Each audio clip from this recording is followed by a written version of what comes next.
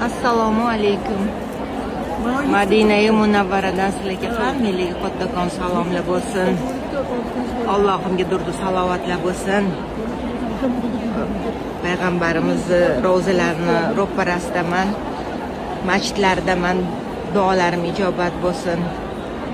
Duo talab insonlar uchun, meni yaxshi ko'rgan va men yaxshi ko'rgan insonlar uchun duo qilyapman.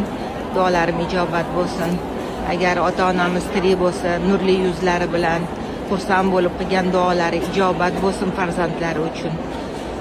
Ota-onasini duosini olish hammaga nasib aylasin. Duolari ijobat bo'lgan holda xursandchilikda yuraylik.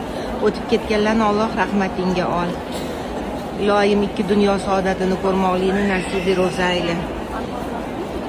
Subhana va taolo mahsharda yaxshiliklarimizni gunohlarimizdan afzal qilgan holda qarshi olishlikni nasib qilsin. Farzandi borlar, yigitlarimiz solih-soliha farzandlar bo'lsin.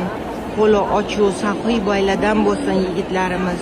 Qizlarimiz shularning orqasida baxtli bo'lib yurishsin. Kelinlarimiz iymonda, insofda baxtli bo'ladigan qizlardan bo'lishsin.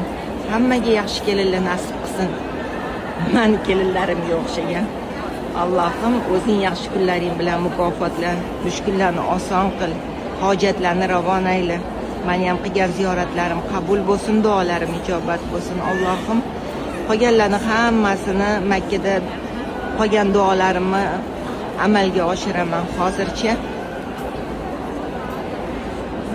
shudda masjidda qilgan duolarimni ijobatini so'rab qolaman. Assalomu alaykum va rahmatullohi va barakotuh.